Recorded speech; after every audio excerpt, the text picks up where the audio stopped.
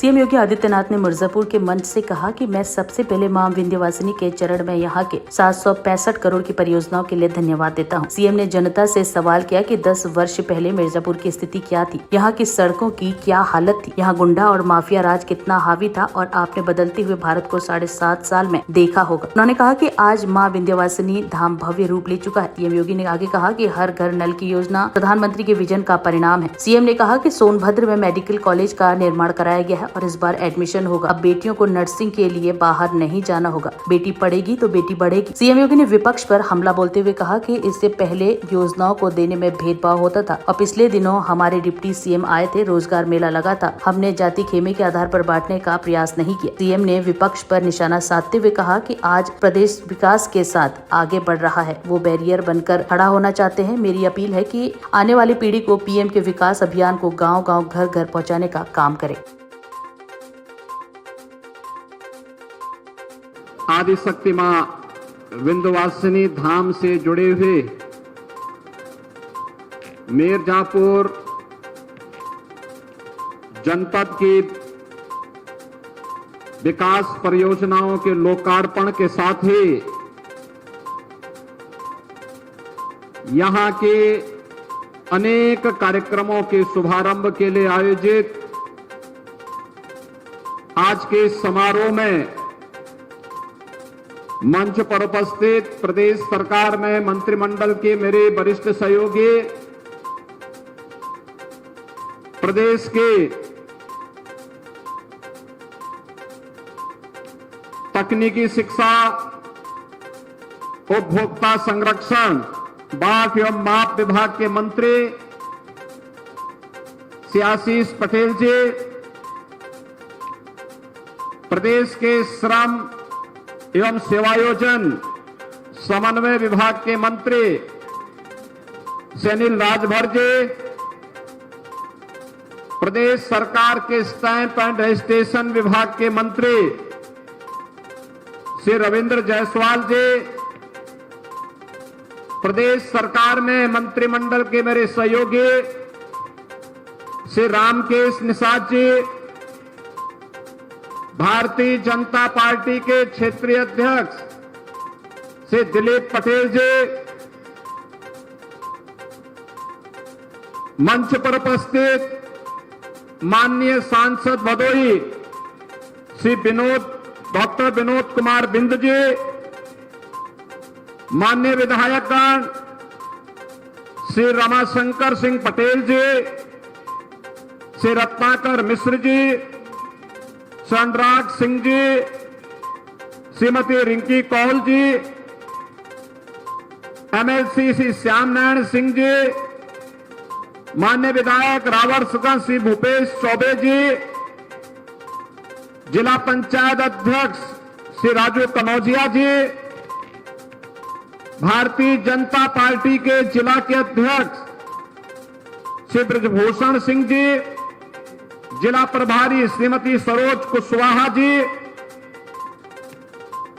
जिला अध्यक्ष अपना दल श्री राम लोटन बिंद जी, जिला अध्यक्ष निषाद पार्टी श्री राम आश्रय बिंद जी,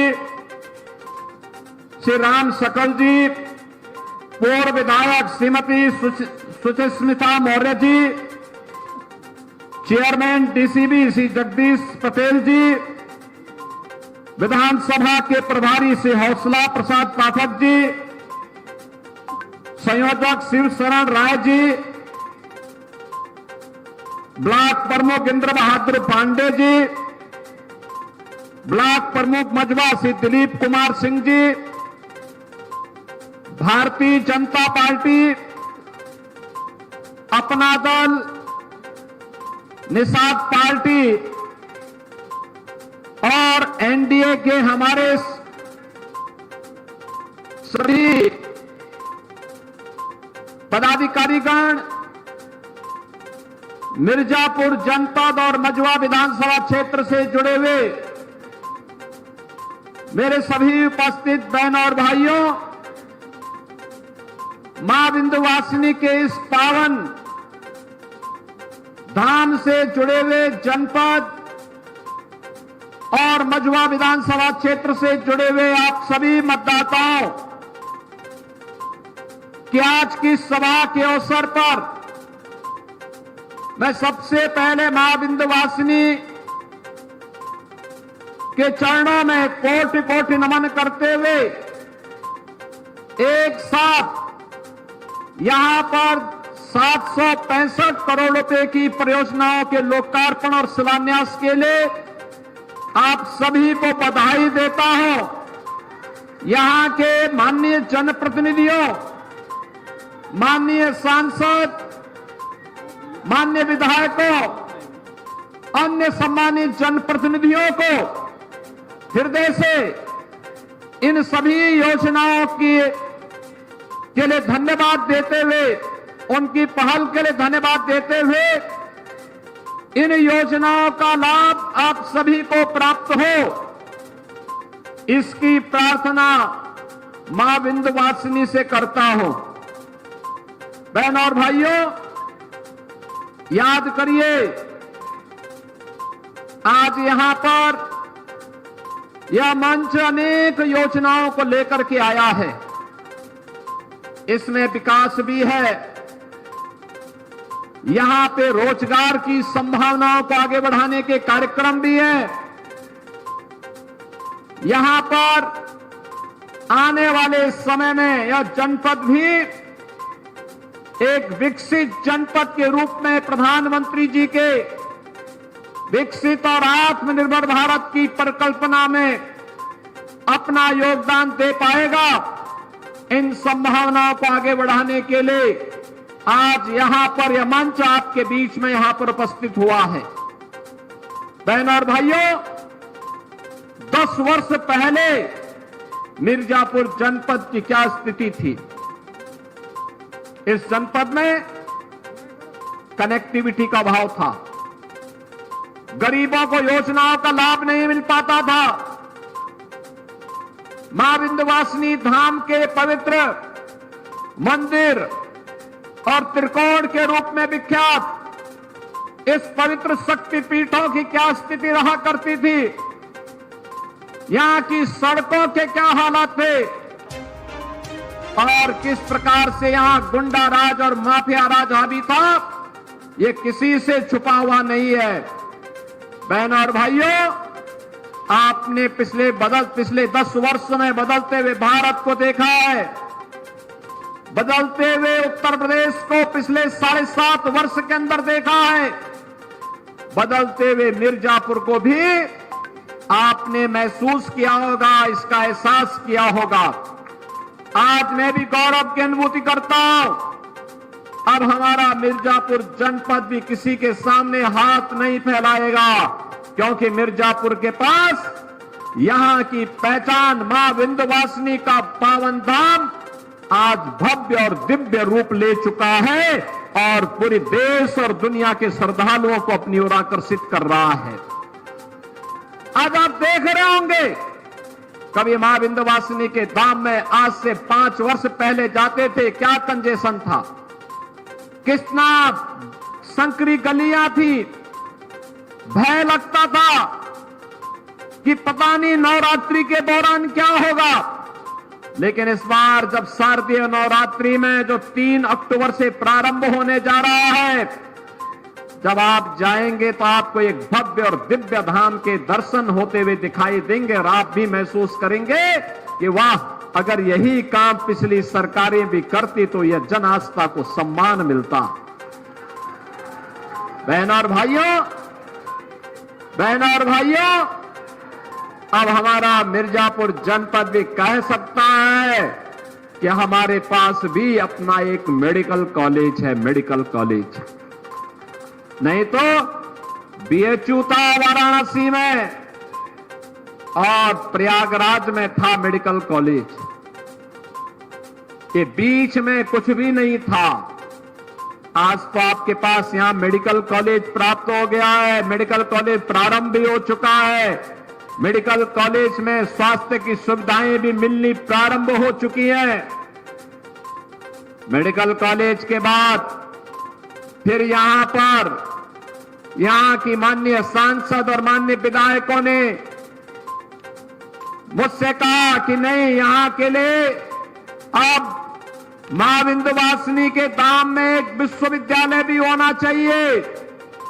बहन और भाइयों, आज आपका विश्वविद्यालय भी बनने जा रहा है। बहुत शीघ्र अगले सत्र में हम लोग यहां पर पाठ्यक्रम भी प्रारंभ करवाएंगे।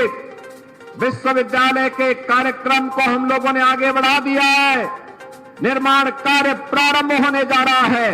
एक भव्य विश्वविद्यालय मां विंध्यवासिनी के नाम पर आपके जिले को प्राप्त होने वाला हो गया है। बहन और भाइयों, आज 4 लेन की कनेक्टिविटी के साथ ये जनपद जुड़ा हुआ है। यहां पर इसकी एक नई पहचान बनी है। याद करिए, प्रधानमंत्री मोदी जी आए थे, बाण सागर परियोजना का लोकार्पण किया था और उस समय उन्होंने कहा था बाण सागर परियोजना से किसानों के लिए यह लाभदायी होगा। 2.5 लाख हेक्टेयर भूमि को इससे सिंचाई की सुविधा प्राप्त होगी। लेकिन हमारे सामने चुनौती थी, विंध्य क्षेत्र में पेयजल का संकट कैसे दूर होगा। बहनों और भाइयों, हर घर नल की योजना जल जीवन मिशन के अंतर्गत प्रधानमंत्री मोदी जी के इसी विजन का परिणाम है। और जिस दिन ये पूरी तरह जमीनी धरातल पर योजना उतरेगी, न केवल जल की, पेयजल की, शुद्ध पेयजल की समस्या का समाधान होगा, बल्कि शुद्ध पेयजल के कारण लोगों को अनेक प्रकार के रोगों से भी मुक्ति मिलेगी। अभी तमाम जल जनित जो बीमारियां होती हैं, इन बीमारियों की रोकथाम के लिए हम दवा भले ही कराते हैं, लेकिन अगर प्राकृतिक पद्धति से आप देखेंगे तो वाटर थेरेपी उसका एक माध्यम बनेगा, शुद्ध पेयजल उसका एक माध्यम बनेगा। और जल जीवन मिशन इस महत्वपूर्ण अभियान को एक नई ऊंचाई तक पहुंचाने का ही अभियान है। आज मुझे बताते हुए प्रसन्नता है, विंध्य क्षेत्र में हर घर नल की योजना भी क्रियान्वित हो रही है। और यही नहीं, हम लोगों ने यहां पर मिर्जापुर के साथ साथ सोनभद्र में भी मेडिकल कॉलेज के निर्माण के कार्यक्रम को आगे बढ़ाया है।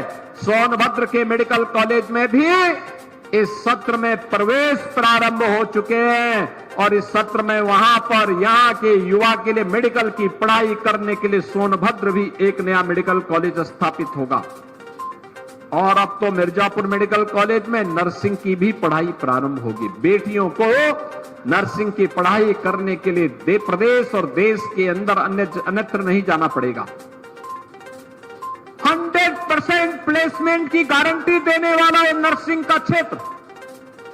अगर बेटी पढ़ेगी तो आगे बढ़ेगी और उसी पढ़ाई लिखाई के लिए नर्सिंग के क्षेत्र में भी उसको एक नई संभावना मिले, इसके लिए कार्यक्रम, इस 765 करोड़ रुपए की परियोजना जो हमारे जनप्रतिनिधियों ने अपने प्रस्तावों के माध्यम से आगे बढ़ाया था, चाहे वह शिक्षा के हो, चाहे वह स्वास्थ्य के हो, चाहे वह पेयजल के हो, चाहे वे कनेक्टिविटी के हो, चाहे वह पशु पालन से हो, तकनीकी शिक्षा का हो, व्यवसायिक शिक्षा का हो या उच्च शिक्षा का, आपके जीवन में आने वाली हर समस्या के समाधान का ये 765 करोड़ रुपए की परियोजनाएं आपको उपलब्ध करवाई जा रही हैं। इसके लिए मैं मिर्जापुर वासियों को और खास तौर पर मझवा वासियों को हृदय से बधाई देता हूं।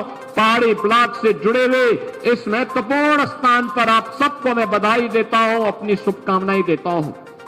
बहनों और भाइयों, आज जब मैं यहां पर आया हूं आपसे कहने के लिए, याद करिए, इससे पहले योजनाओं को देने में भेदभाव होता था।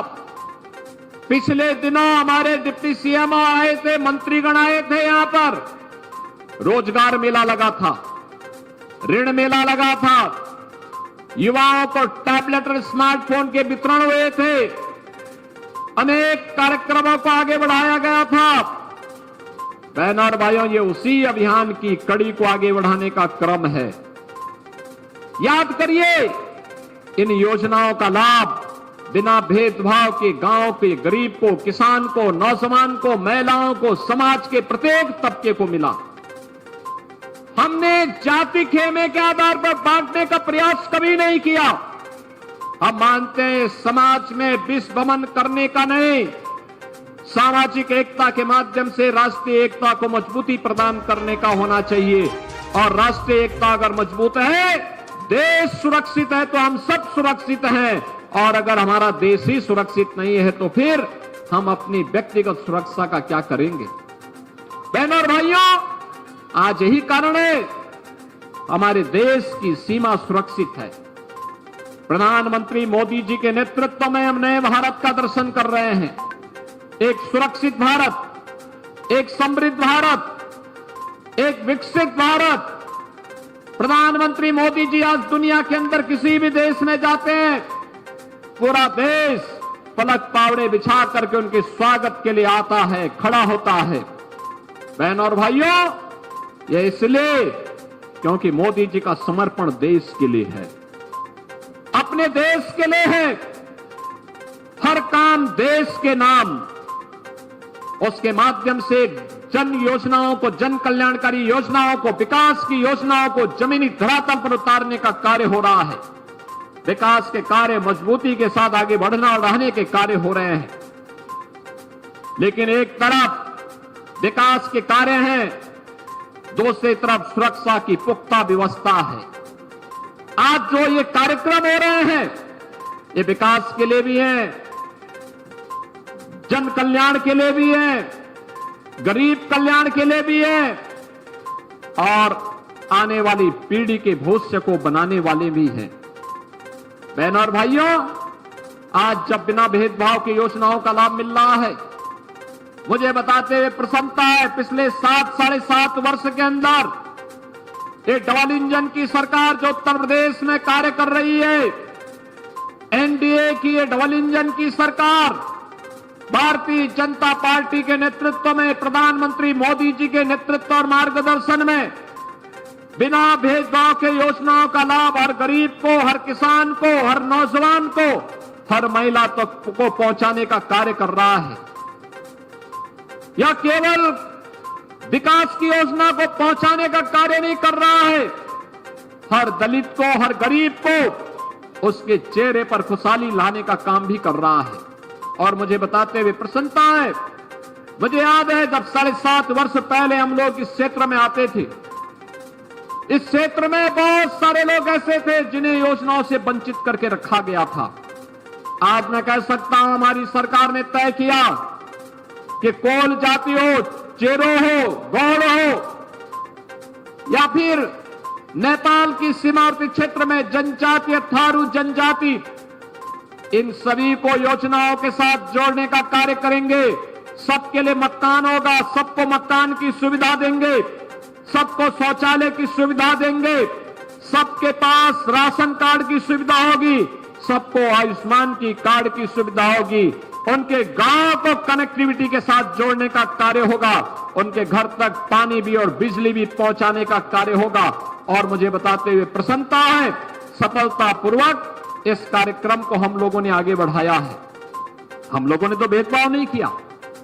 आज आपने देखा होगा, युवाओं को यहां पे स्मार्टफोन और टैबलेट वितरित किए गए। क्या ये जाति देख करके? नहीं। इन योजनाओं का लाभ उन युवाओं को तकनीकी दृष्टि से सक्षम बनाने के लिए और प्रधानमंत्री मोदी जी के डिजिटल इंडिया की परिकल्पना को साकार करने के लिए आज एक कार्यक्रम यहां पर उन्हें वितरित किया जा रहा है। यूपी के अंदर हम 2 करोड़ युवाओं को टैबलेट और स्मार्टफोन दे रहे हैं। 2 करोड़ युवाओं को, याद करिए, 2 करोड़ युवा जब टैबलेट और स्मार्टफोन के माध्यम से अपनी तकनीकी दक्षता के माध्यम से इसका लाभ देश को देंगे, तो भारत $5 ट्रिलियन की इकोनॉमी बनने की दिशा में अग्रसर होगा। भारत विकसित भारत की परिकल्पना को साकार करेगा। जिन युवाओं को आज रोजगार पत्र उपलब्ध करवाए जा रहे हैं, जिन लोगों को आज यहां पे ऋण वितरण के कार्यक्रम के साथ जोड़ा जा रहा है, जिन महिला स्वयंसेवी समूह को रिवॉल्विंग फंड का पैसा या बैंकों से जोड़ने का कार्य किया जा रहा है, ये सभी कार्यक्रम उसी व्यवस्था के हिस्से हैं। मत्स्य संपदा योजना के अंतर्गत भी एक बहन को आज यहां पर इस प्रोजेक्ट को आगे बढ़ाने के लिए अनुदान की पहली किस्त जारी होती है। बहनों और भाइयों, 56 लाख गरीबों को मकान दिया गया एक पिछले 7-7.5 वर्ष के अंदर। 2,62,00,000 से अधिक गरीबों के लिए एक शौचालय का निर्माण करवाया गया। आज उत्तर प्रदेश की हर ग्राम पंचायत में ग्राम सचिवालय का निर्माण करके वहां पे एक कर्मचारी की तैनाती कंप्यूटर ऑपरेटर के रूप में करते हुए गांव की सुविधा गांव के अंदर ही गांव के लोगों को प्राप्त हो, जिनके लिए उन्हें जिले के अंदर, तहसील के अंदर, ब्लॉक के अंदर जाना पड़ता था, बार बार जाना पड़ता था। आज ऑनलाइन ये व्यवस्था वहीं पर उन्हें उपलब्ध करवाने का कार्य ग्राम पंचायतों में किया जा रहा है। बहनों और भाइयों, 6.5 लाख नौजवानों को सरकारी नौकरी मिलना कानून व्यवस्था और सुरक्षा का बेहतरीन वातावरण का परिणाम है। 40 लाख करोड़ रुपए के निवेश के प्रस्ताव उत्तर प्रदेश में आए हैं। और तो मैं तो मिर्जापुर और विंध्य क्षेत्र के सभी युवाओं का आह्वान करूंगा, हमारी सरकार एक निर्णय करने जा रही है। जो भी युवा स्वयं का स्टार्टअप स्थापित करना चाहता, अपना बिजनेस स्थापित करना चाहता है, वो अपना अभी से नामांकन प्रारंभ कराएं। हम अगले कुछ वर्षों के अंदर 10 लाख युवाओं को पहले चरण में 5 लाख और दूसरे चरण में 10 लाख रुपए ब्याज मुक्त ऋण के रूप में उपलब्ध करवाने जा रहे हैं। ब्याज की जो भी धनराशि होगी वह राशि सरकार देगी। वह अपना मूलधन अपने व्यवसाय के साथ जोड़े और उसके माध्यम से अपने व्यवसाय को तेजी के साथ आगे बढ़ाने का कार्य करें। बहनों और भाइयों, ये नए भारत का नया उत्तर प्रदेश है। नए भारत के नए उत्तर प्रदेश में सुरक्षा भी है तो सम्मान भी है। बेटी की सुरक्षा में कोई सेंध नहीं लगा सकता, अगर कोई लगाएगा तो उसको उसका खामियाजा भुगतना पड़ेगा। व्यापारी की सुरक्षा में कोई सेंध नहीं लगा सकता, किसान की जमीन पर कोई कब्जा नहीं कर सकता, किसी गरीब की झोपड़ी को कोई उजाड़ने का दुस्साहस नहीं कर सकता है, और अगर करेगा तो उसको उसका खामियाजा भुगतना पड़ेगा। आपने देखा होगा 2017 के पहले यही प्रदेश है जहां माफिया समानांतर सरकार चलाते थे, समानांतर सरकार चलाते थे। कहीं खनन माफिया हावी था, कहीं वन माफिया हावी था, कहीं पशु माफिया हावी था, कहीं संगठित अपराध में लिप्त माफियाओं के गिरोह समानांतर सरकारें चलाती थी। जब उनका काफिला निकलता था तो सामान्य जनप्रतिनिधि सहम जाते थे, प्रशासन उनके सामने सैल्यूट देने के लिए मजबूर होता था और किसी की हिम्मत नहीं होती थी कि इन माफियाओं पर हाथ डाल सके। आज आप देख रहे होंगे ये माफिया आज गिड़गिड़ा रहे हैं, कह रहे हैं हुजूर एक बार जान बख्श दो, बस आगे से थैली लगा करके पेट भर लेंगे लेकिन किसी को छेड़ेंगे नहीं, किसी की संपत्ति पर कब्जा नहीं करेंगे, रात चलते हुए राहगीर पर या व्यापारी पर गोली नहीं बरसाएंगे। बहनों और भाइयों, जब सुरक्षा का ऐसा वातावरण होगा तो मां विंध्यवासिनी की कृपा तो बरसेगी ही बरसेगी। मां विंध्यवासिनी की कृपा तो बरसेगी ही बरसेगी और मां विंध्यवासिनी की कृपा से आज क्षेत्र आगे बढ़ रहा है। आज हमने यहाँ पे उन युवाओं को भी सम्मानित किया है जिन युवाओं ने यहाँ के कारपेट को वैश्विक स्तर पर स्थापित करने में अपना योगदान जो लोग दे रहे हैं, वैश्विक स्तर पर ले जाने का कार्य कर रहे हैं। अभी कुछ दिनों में भदोई के एक्सपो मार्ट में भी एक एग्जीबिशन लगने जा रही है। बेहतरीन रूप से दुनिया के अंदर इस क्षेत्र में क्या कुछ हुआ है और हमारे हस्तशिल्पी और कारीगरों को भी अपने अपने प्रोडक्ट को, अपने अपने कारपेट को डिस्प्ले करने और नए ऑर्डर प्लेस करने के एक नया अवसर प्राप्त होगा। अभी परसों 25 सितंबर से लेकर के 29 सितंबर तक इंटरनेशनल ट्रेड शो का आयोजन हम ग्रेटर नोएडा में करने जा रहे हैं। बहनों और भाइयों, उसमें मिर्जापुर भदोई की कारपेट को भी हम लोगों ने वहां स्थान दिया है।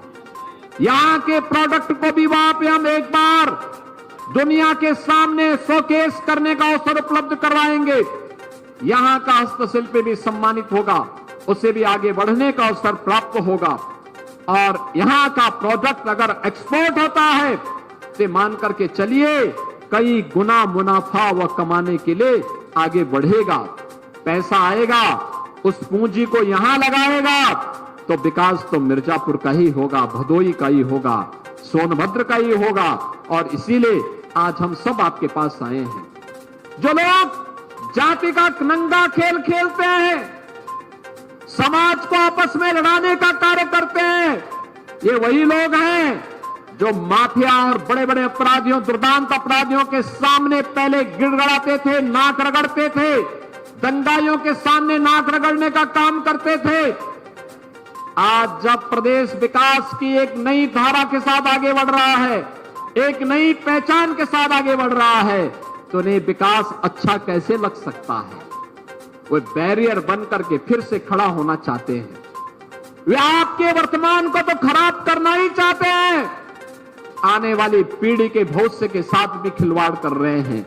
और मेरी आप सबसे अपील होगी, याद रखना, वर्तमान को तो ठीक करना ही करना है, आने वाली पीढ़ी के भविष्य को मजबूत बनाने के लिए एक ऐसी सुदृढ़ नींव का निर्माण करिए, कोई माफिया फिर से आपकी व्यवस्था में हावी न होने पाए, उसको फिर से सिर उठाने का अवसर न मिलने पाए।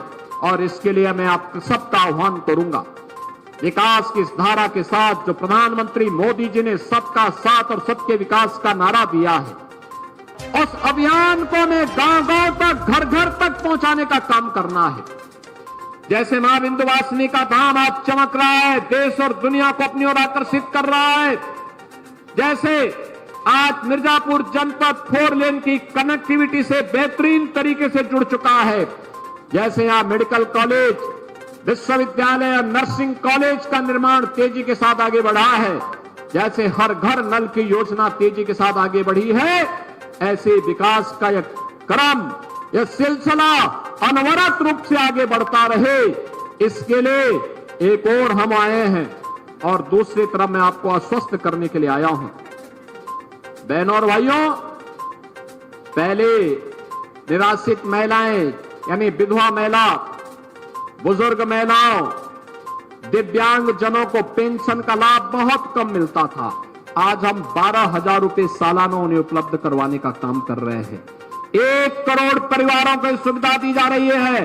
और मैं फिर प्रशासन से कहूंगा, जिन लोगों के पास पात्रता है लेकिन पेंशन नहीं मिल पा रही है, तत्काल चौपाल लगा करके, कैंप लगा करके उन्हें सुविधा का लाभ तत्काल उपलब्ध करवाने का काम करना चाहिए। बहनों और भाइयों, हमें आभार व्यक्त करना चाहिए प्रधानमंत्री मोदी जी का। अभी उन्होंने यूनियन कैबिनेट से, केंद्रीय कैबिनेट से एक प्रस्ताव पारित किया है, 70 वर्ष के ऊपर के हरेक व्यक्ति को, 70 वर्ष के ऊपर के हरेक व्यक्ति को 5 लाख रुपए का आयुष्मान का कार्ड उपलब्ध होगा। यानी जो भी है, हम उत्तर प्रदेश के अंदर भी इसको तेजी के साथ लागू करने जा रहे हैं। उत्तर प्रदेश के अंदर 70 वर्ष से ऊपर का, पंडित जी आपकी उम्र क्या हो गई? पंडित जी की उम्र क्या हो गई? 70 साल हो गई हैं? नहीं, मैं रत्नाकर मिश्रा जी से पूछ रहा था। 70 वर्ष के हरेक बुजुर्ग को बिना भेदभाव के, यानी परिवार पे अब बुजुर्गों को कोई अपने परिवार में बोझा नहीं मानेगा। वैसे तो सेवा करना हर व्यक्ति का धर्म बनता है, अपने मां बाप का सेवा करोगे तो मेवा मिलेगा। लेकिन अगर फिर भी अगर कोई नहीं कर रहा था, तो अब तो 5 लाख रुपए हर साल उन्हें उपचार के लिए सरकार फ्री में उपलब्ध करवाएगी। 70 वर्ष से ऊपर के हर एक बुजुर्ग को सुविधा प्राप्त होने जा रही है। और इसके लिए भी हम प्रधानमंत्री मोदी जी के आभारी हैं। उत्तर प्रदेश में तेजी के साथ उन लोगों के कार्ड बनेंगे, अभी से रजिस्ट्रेशन प्रारंभ होना चाहिए। जिन गरीबों के पास मकान नहीं, प्रधानमंत्री आवास योजना में, और अगर प्रधानमंत्री आवास योजना में आच्छादित नहीं हो रहे हैं, तो उन्हें मुख्यमंत्री आवास योजना से आच्छादित करके हर गरीब को एक एक आवास का लाभ मिलना ही चाहिए। ये अवश्य हम उन तक पहुंचाने का काम करें। जिन गरीबों के अब तक राशन कार्ड नहीं बन पाए हैं, किन्हीं कारणों से नहीं बन पाए हैं, तत्काल वेरिफिकेशन करवा करके उस गरीब को राशन की सुविधा का लाभ और फ्री में राशन की सुविधा का लाभ मिले, इसके साथ हमें जोड़ने की कार्रवाई को तेजी के साथ आगे बढ़ाना चाहिए। शासन की योजना बिना भेदभाव के हर गरीब को मिले, हर नौजवान को मिले, हर किसान को मिले, हर नौजवान के हाथ को कार्य हो, हर किसान के खेत को पानी की सुविधा हो और हर बेटी सुरक्षित महसूस करे, हर व्यापारी सम्मान के साथ सिर उठा करके अपने व्यवसाय को आगे बढ़ा सके। इस विश्वास के साथ हमें आगे बढ़ना है। बिना भेदभाव के शासन की योजना का लाभ हर एक गांव तक, हर नौजवान तक, हर गरीब तक, हर पिछड़े तक, हर किसान तक, हर मजदूर तक पहुंचाने का कार्य करना है और इसी के लिए सरकार पूरी प्रतिबद्धता के साथ कार्य कर रही है। ये 765 करोड़ रुपए की परियोजनाएं आज इस सौगात के रूप में आपको उपलब्ध करवाई जा रही हैं। आज के इस अवसर और बहनों और भाइयों में आप सबसे एक ही बात कहना चाहूंगा, याद करना, आज जिस नए उत्तर प्रदेश में हम हैं, एक तरफ काशी विश्वनाथ धाम को आप देख रहे होंगे, क्या जगमगा रहा है काशी। प्रयागराज कुंभ 2019 में आपने देखा होगा और अभी प्रयागराज कुंभ 2025 में भी आने जा रहा है। भव्य और दिव्य कुंभ के दर्शन आप सबको करने का अवसर प्राप्त होगा। मिर्जापुर तो दोनों ओर से लाभान्वित होगा। यहां पे काशी में लोग श्रद्धालु आएंगे तो भी मां विंध्यवासिनी के धाम में आएंगे, कुंभ में आएंगे तो भी मां विंध्यवासिनी के धाम में आएंगे। तो मिर्जापुर के तो दोनों हाथों में लड्डू है, चाहे यहां का चाहे वहां का। तो यहां पर हमें इसके लिए अपने आप को तैयार होना है। एक और याद रखना, अयोध्या धाम भी आज जगमगा रहा है। 5 सदी का इंतजार अयोध्या का समाप्त हुआ है। अयोध्या में आप देख रहे होंगे 5 सदी का इंतजार समाप्त। भगवान राम लला का भव्य मंदिर का निर्माण हो चुका है। बहनों और भाइयों, एक प्रश्न मैं केवल आपसे पूछूंगा यही, आखिर अयोध्या में 500 वर्षों तक क्यों हमें इंतजार करना पड़ा था? क्यों ऐसी स्थिति पैदा हुई थी? क्यों प्रभु राम लला के भव्य मंदिर को तोड़ करके आक्रांताओं ने एक गुलामी का ढांचा खड़ा कर दिया था? कारण एक ही है और निवारण भी एक ही है। बंटे थे इसलिए कटे थे। और मैं फिर आपसे कहूंगा, बंटिए मत, एकजुट होकर के विकास और सुरक्षा के इस माहौल में आगे बढ़िए। ये डबल इंजन की सरकार आपके सुख दुख में हमेशा आपके साथ खड़ी होकर के आपके वर्तमान को भी सुधारेगी और भविष्य को भी उज्जवल बनाने के लिए पूरी प्रतिबद्धता के साथ कार्य करेगी। 765 करोड़ रुपए की इन परियोजनाओं के लोकार्पण और शिलान्यास के अवसर पर आप सबको एक बार फिर से हृदय से बधाई, अपनी शुभकामनाएं, जनप्रतिनिधियों को हृदय से धन्यवाद और विश्वास के साथ कि आपका आशीर्वाद हमारे इन सभी माननीय जनप्रतिनिधियों के ऊपर निरंतर बना रहेगा। इस विश्वास के साथ आप सबके प्रति मैं अपनी शुभकामनाएं देता हूं। अभी ये पितृपक्ष चल रहा है, पितरों को तर्पण देने का एक अवसर है, कृतज्ञता ज्ञापित करने का अवसर है और 3 अक्टूबर से मां विंध्यवासिनी के धाम में हर सनातन धर्मावलंबी मत्था टेकने के लिए आएगा।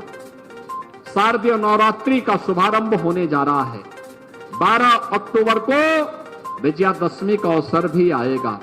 मैं आप सबको शारदीय नवरात्रि और विजयादशमी की अग्रिम मंगल में शुभकामनाएं देता हूं। धन्यवाद। जय हिंद, जय जय श्री राम।